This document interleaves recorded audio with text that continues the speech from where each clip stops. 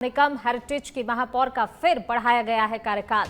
महापौर कुसुम यादव का कार्यकाल बढ़ा दिया गया है। 60 दिन के लिए एक बार फिर से कार्यकाल बढ़ाया गया है। स्वायत्त शासन विभाग ने आदेश जारी कर दिए हैं। तो महापौर का कार्यकाल बढ़ाया है, 60 दिन के लिए कार्यकाल बढ़ाया गया है। स्वायत्त शासन विभाग ने आदेश जारी किए हैं इसको लेकर। निगम हेरिटेज की महापौर का एक बार फिर से कार्यकाल बढ़ा दिया गया है। 60 दिन के लिए कार्यकाल बढ़ाया गया है महापौर का।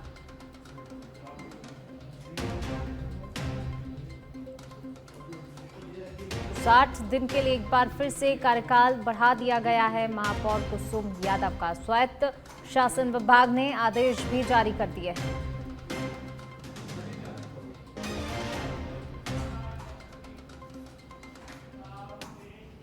चलिए बढ़ते हैं आगे, बात अगली खबर की। उप मुख्यमंत्री दिया कुमारी कल लिंगी तीज रूट का निरीक्षण करेंगी।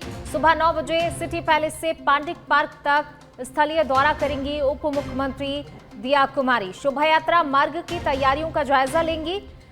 जिला प्रशासन, पुलिस और पर्यटन विभाग के अधिकारी इस दौरान उनके साथ रहेंगे। मौके पर मीडिया से भी संवाद करेंगी उप मुख्यमंत्री दिया कुमारी। सुरक्षा, यातायात और सांस्कृतिक व्यवस्थाओं पर खास तौर से फोकस रहेगा। देखिए, तीज को लेकर क्या कुछ तैयारियां, क्या कुछ व्यवस्थाएं की जा रही हैं, उसका जायजा लेने के लिए कल पहुंचेंगी। और इस दौरान देखिए अधिकारी तमाम उनके साथ होंगे। सुरक्षा, यातायात और सांस्कृतिक व्यवस्थाओं पर फोकस होगा। तो चलिए इसी बीच रुक करते हैं अगली खबर का। अगली खबर उदयपुर से आपको बता रहे हैं। जनजातीय क्षेत्रीय विकास मंत्री बाबूलाल खराड़ी ने जनसुनवाई की है। ट्राइबल रिसर्च इंस्टीट्यूट में जनसुनवाई की है। परिवेदनाएं लेकर मंत्री बाबूलाल खराड़ी के पास आमजन पहुंचे हैं। उन्होंने लोगों की समस्याएं सुनी हैं। मंत्री खराड़ी परिवेदनाएं सुन त्वरित निस्तारण के भी उन्होंने निर्देश दिए हैं। तो देखिए कई सारी समस्याएं लेकर आम जनता पहुंची हुई मंत्री के पास जन सुनवाई को लेकर जो है, और यहां पर उन्होंने अधिकारियों को भी निर्देशित किया है। तुरंत जो है निस्तारण के आदेश दिए गए हैं संबंधित विभागों के अधिकारियों को। मंत्री बाबूलाल खराड़ी ने जन सुनवाई के इस दौरान बड़ी संख्या में लोग उनके पास अपनी अपनी समस्याओं को लेकर पहुंचे। समस्याओं का समाधान को लेकर उन्होंने अधिकारियों को निर्देशित किया है। चलिए बढ़ेंगे आगे। अलवर में छात्र संघ चुनाव की बहाली को लेकर जिले के छात्र लामबंद हो गए हैं। जेल सर्किल से बाबू शुभराम सरकारी कॉलेज तक छात्रों ने प्रदर्शन करते हुए रैली निकाली। इसके बाद रैली आर्ट्स कॉलेज पहुंची, जहां पर छात्रों ने मुख्यमंत्री के नाम कॉलेज प्राचार्य को ज्ञापन सौंपा। ज्ञापन सौंपने के बाद छात्रों ने सरकार के खिलाफ विरोध दर्ज कराते हुए जयपुर की ओर पैदल यात्रा शुरू कर दी है। आक्रोशित छात्रों ने जयपुर स्थित मुख्यमंत्री निवास का घेराव करने का अब निर्णय लिया है। छात्र नेताओं ने बताया कि वे अलवर से जयपुर तक पैदल यात्रा करेंगे और मुख्यमंत्री आवास पहुंचकर अपनी मांगों को लेकर ज्ञापन सौंपेंगे। इस पैदल यात्रा में करीब 30 से 35 छात्र शामिल हैं। तो छात्र संघ चुनाव बहाली को लेकर लगातार छात्रों का प्रदर्शन देखने को मिल रहा है। चाहे हम जयपुर की बात करें, अलवर की बात करें, अब छात्र जो हैं आज छात्र संघ चुनाव को बहाल कराने के लिए आज जेल की सर्किल से बीएसआर कॉलेज में प्राचार्य को अपना ज्ञापन सौंपेंगे। ज्ञापन के बाद हम यहीं बीएसआर कॉलेज से जयपुर के लिए कूच करेंगे और सीएम का घेराव करेंगे। वहां जाकर हम और उनको बताएंगे कि हम आज अलवर से यहाँ पे चलेंगे और अपना वहाँ जाके ज्ञापन देंगे। कितने युवा जाओगे? यहाँ पे लगभग हम 2-3 दर्जन युवा यहाँ से जाएंगे। छात्र संघ चुनाव बहाली के लिए आज हम बीएसआर कॉलेज में प्राचार्य जी ज्ञापन सौंप रहे हैं और लगातार 3-4 प्रदर्शन कर चुके हैं, लेकिन सरकार ने अभी तक कोई ध्यान नहीं दिया इस बात पे। अब हम यहाँ से ज्ञापन देने के बाद जयपुर पदयात्रा लेके जाएंगे। तो सभी युवा साथी साथ हैं, देखते हैं क्या होता है क्या नहीं। कब जाओगे? अभी आज ही निकलेंगे, देखते हैं कब पहुंचते हैं। 3-4 दिन लगेंगे, जब भी पैदल जाएंगे यहाँ से। जयपुर कहाँ पे जाओगे? CM house. वहाँ क्या करोगे? वहाँ सीएम साहब से मुलाकात करेंगे और बातचीत करेंगे इस मैटर में क्या करोगे क्या नहीं भविष्य में। अगर नहीं करेंगे तो हम घेराव करेंगे वहाँ पे भी। ज्ञापन सीएम हाउस पे देंगे। अब विधानसभा चल रही है। चलिए रुक करते हैं अगली खबर का। राज्य सरकार हाईकोर्ट के आदेशों की अनुपालना नहीं किए जाने से नाराज है। बांसवाड़ा से न्याय कर्मचारियों का धरना प्रदर्शन आज छठे दिन भी जारी रहा। कर्मचारियों ने अपनी अपनी मांगों को लेकर कोर्ट परिसर में नारेबाजी करते हुए रैली निकाली और जिला कलेक्टर कार्यालय पहुंचकर प्रशासन के प्रति अपनी नाराजगी भी जाहिर की। प्रदर्शनकारी कर्मचारियों का कहना है कि राज्य सरकार हाईकोर्ट के तहत जारी आदेशों का लंबे समय से पालन नहीं कर रही है, जिससे न्यायिक कर्मचारियों में भारी असंतोष है। छठा दिन और छठे दिन से निरंतर कर्मचारी अपने मांगों को लेकर डटा हुआ है और निरंतर अनुरोध कर रहे हैं राज्य सरकार से कि वो अपनी मांगों की तरफ गौर करे। वो मांगे जो जायज है, जिसके लिए राज्य सरकार को क्या कहते हैं माननीय राजस्थान उच्च न्यायालय द्वारा पहले से ही प्रस्ताव दिया जा चुका है, लेकिन उसके ऊपर राजस्थान सरकार कुछ गौर नहीं कर रही है और कई 2 साल से तकरीबन रोज मीटिंग वगैरह कर करके इसको टाला जा रहा है। उसके लिए कर्मचारी अडिग तौर पर। चलिए बढ़ेंगे आगे। राजस्थान हाईकोर्ट से बड़ी खबर आपको बता रहे हैं। न्यायिक कर्मचारियों की हड़ताल पर राजस्थान हाईकोर्ट सख्त हुआ है। कर्मचारियों की हड़ताल को हाईकोर्ट ने अवैध घोषित कर दिया है। हाईकोर्ट ने कहा कि 25 जुलाई की सुबह 10 बजे तक सभी कर्मचारी अपने काम पर वापस पहुंचे। हड़ताल समाप्त नहीं होने पर रजिस्ट्रार जनरल को रेस्मा लागू करने का कानूनी कार्रवाई करने के भी निर्देश दिए गए हैं। प्रॉब्लम सॉल्व नहीं होने पर कर्मचारियों के खिलाफ रेस्मा के तहत कार्रवाई भी करने के निर्देश यहां पर कोर्ट की तरफ से दिए गए हैं। जिला एवं सत्र न्यायाधीशों को अल्टरनेटिव व्यवस्था करने के निर्देश हैं। जिला कलेक्टर को व्यवस्था के लिए होमगार्ड की मदद लेने के भी निर्देश हैं। जिला जज को बार एसोसिएशन की मदद से नए वकीलों से सेवाएं लेने के निर्देश दिए गए हैं। कोई भी विशेष व्यक्ति प्रॉब्लम करे तो जिले से बाहर निकालने की कार्यवाही के लिए भी जो है स्वतंत्र हैं। जस्टिस अशोक जैन की कल पीठ ने सुनवाई की है। हाईकोर्ट ने हड़ताल को अनुशासनहीनता बताया है। हाईकोर्ट रजिस्ट्रार को सूचित किए बिना मुख्य सचिव से बात की गई। जब वकीलों को ही नहीं हड़ताल का अधिकार तो कर्मचारी कैसे हड़ताल कर सकते हैं।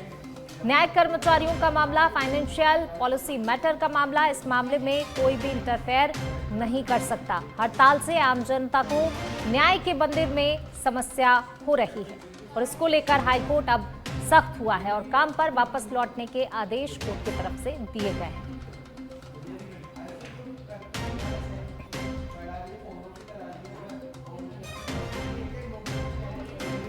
चलिए बढ़ेंगे आगे। बात अब बांसवाड़ा की, जहां रसद विभाग और पुलिस टीम ने औद्योगिक क्षेत्र ठिकारिया की आवासीय कॉलोनी में छापेमारी कर घरेलू गैस सिलेंडरों से व्यावसायिक सिलेंडरों में अवैध रिफिलिंग का पर्दाफाश किया।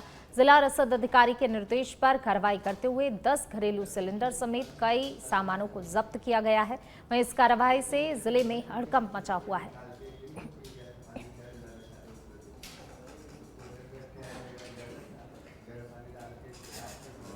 जो कार्रवाई हुई है वो हमारे डिपार्टमेंट का अभियान है, जिसमें हम जो घरेलू सिलेंडर है उसका अगर कोई अवैध रिफिलिंग या अगर कमर्शियल यूज़ कर रहा है तो उस पर हम जब्ती की कार्रवाई करते हैं।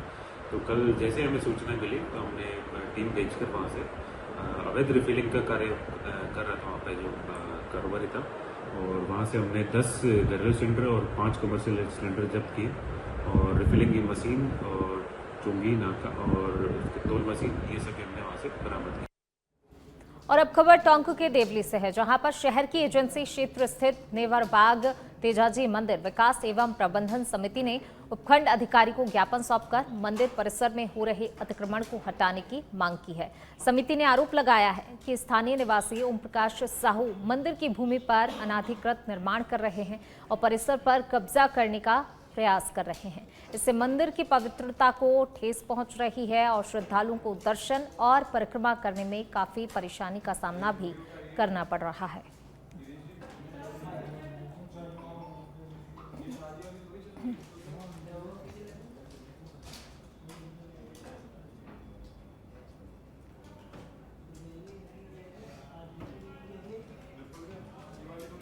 चलिए बढ़ेंगे आगे। कोटा के इटावा से खबर आपको बता रहे हैं। अयाना पुलिस की बड़ी कार्रवाई देखने को मिली है। 3 संदिग्ध युवकों को एक कार सहित पकड़ा गया है। संदिग्ध युवकों के पास से 31,700 रुपए की राशि बरामद की गई है। वहीं अयाना मंडी के पास से कार में बैठे हुए थे युवक। देखिए 3 संदिग्ध युवकों को एक कार सहित पकड़ा गया है। अयाना मंडी के पास कार में ये युवक बैठे हुए थे। संदिग्ध युवकों के पास से 31,700 रुपए बरामद किए गए हैं।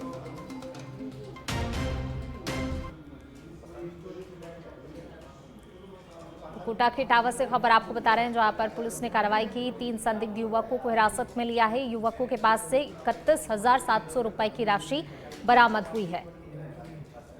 अयाना पुलिस की ये बड़ी कार्रवाई देखने को मिली है। 3 संदिग्ध युवकों को एक कार सहित पकड़ा है।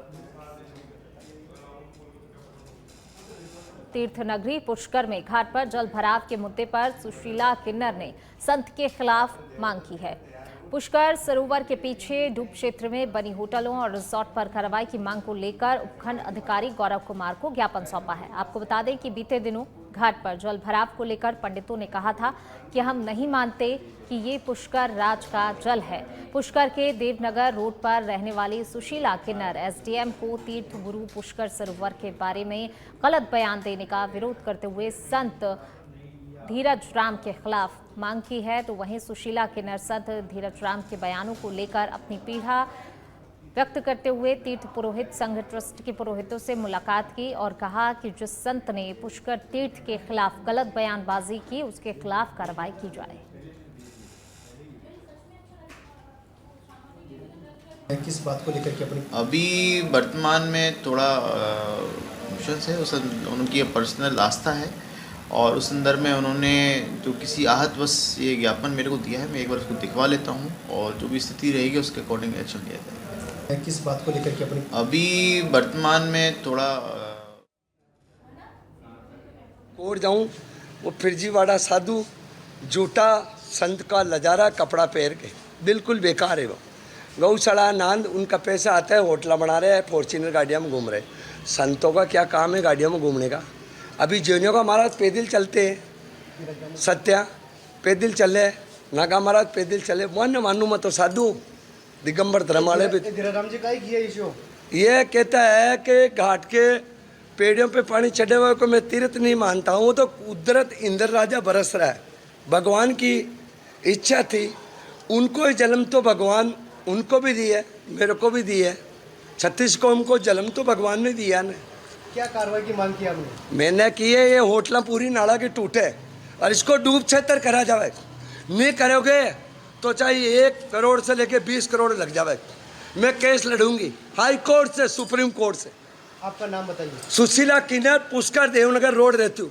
चाहे मेरा मकान टूट जाए पर नालों की होटला तोड़ी जाए और नाले को डूब क्षेत्र।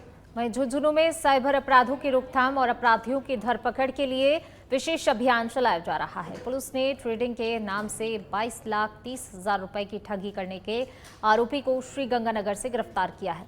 साइबर क्राइम थाना प्रभारी रामखिलाड़ी मीणा ने बताया कि ट्रेडिंग में भारी मुनाफा दिलाने के नाम पर 22,30,000 रुपए की ऑनलाइन ठगी की गई थी।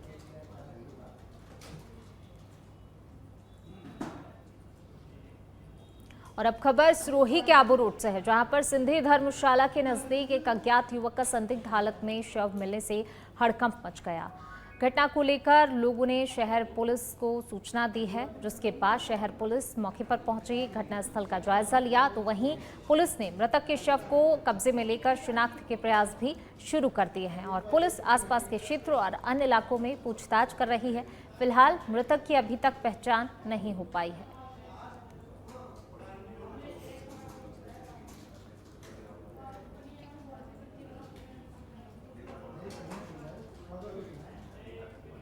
धार्मिक आस्था और सनातन संस्कृति को जीवंत करते हुए अलवर जिले के काठूमार उपखंड स्थित गांव हनुमंता का 7 वर्षीय माधव तिवारी डाक कावड़ लेकर हरिद्वार से गांव लौटा। अपने छोटे से कदमों से बड़े विश्वास का संदेश लेकर कावड़ यात्रा पर निकला और गांव लौटते समय चेहरे पर एक उत्साह और भक्ति की छाया हर किसी को भाव विभोर कर गई। नन्हे माधव ने जब गांव में प्रवेश किया तो गांव के लोगों ने बैंड बाजों, पुष्प वर्षा और जयकारों के साथ उसका जोरदार स्वागत किया। डाक कावड़ यात्रा के दौरान माधव अन्य कावड़ियों के साथ चला और हरिद्वार से गंगाजल लाकर शिव जी को अर्पित किया। इस आयु में इतनी निष्ठा और समर्पण देखकर न सिर्फ गांववासी बल्कि दूर दराज के लोग भी प्रेरित हुए।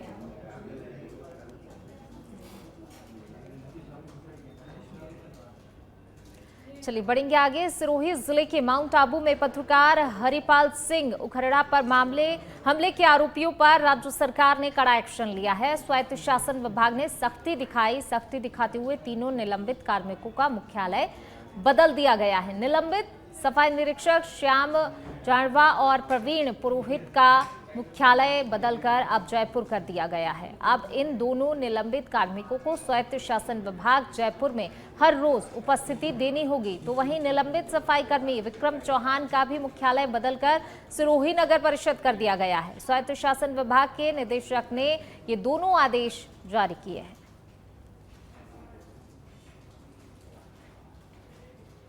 चलिए बढ़ेंगे आगे। उदयपुर जिले के झाड़ोल उपखंड में आस्था को शर्मसार करने वाली वारदात सामने आई है। यहाँ एक प्राचीन जैन मंदिर में चोरों ने सेंध लगाकर करीब 300 साल पुरानी अष्ट धातु की मूर्ति सहित चांदी का छत्र चुराकर फरार हो गए।